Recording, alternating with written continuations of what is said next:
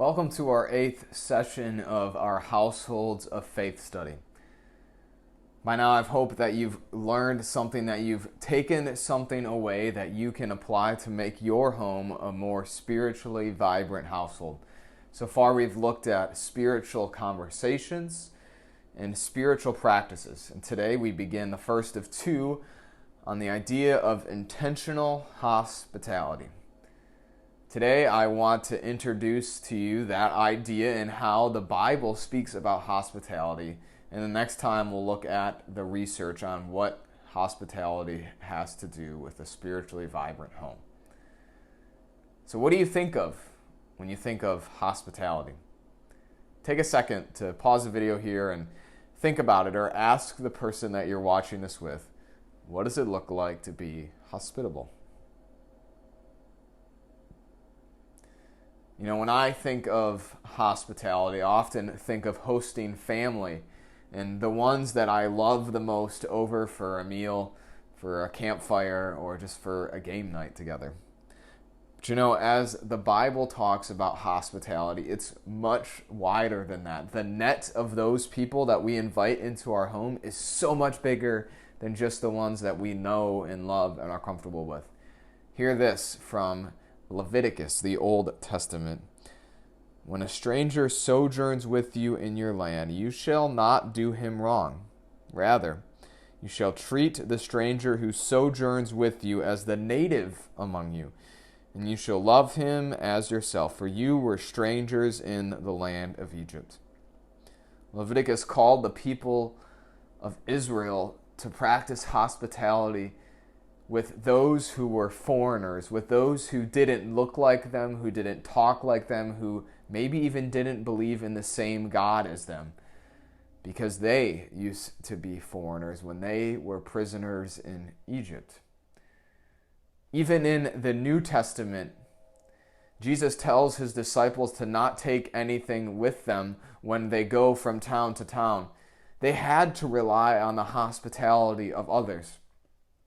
In Acts chapter 2, we hear about the church relying on each other. Even those who were not wealthy, who could not give a lot, were not lacking need. They were hospitable with one another.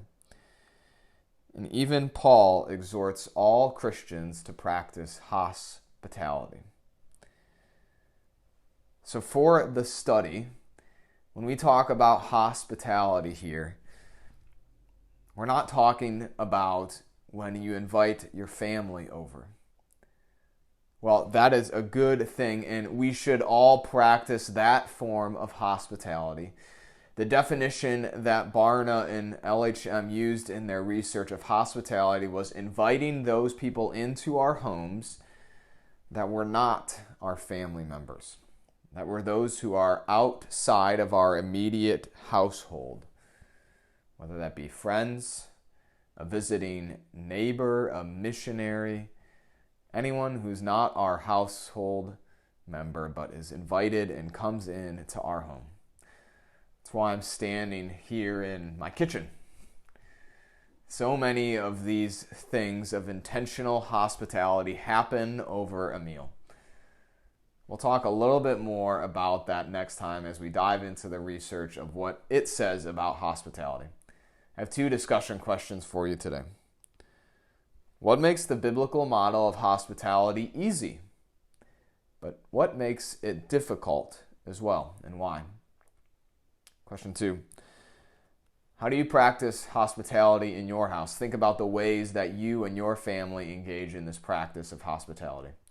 We have two take-home things for you today. One is a bingo, practice of kindness bingo. So over the course of a month, you can have this bingo card up, and they are some intentionally hospitable acts in the home, but also outside of the home as well.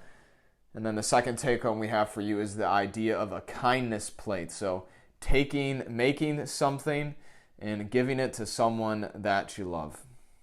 Now, I recognize that all of these are difficult now within the times that we live in here in the middle of a pandemic, but it just forces us to be creative in the ways that you and I are intentionally hospitable to those around us.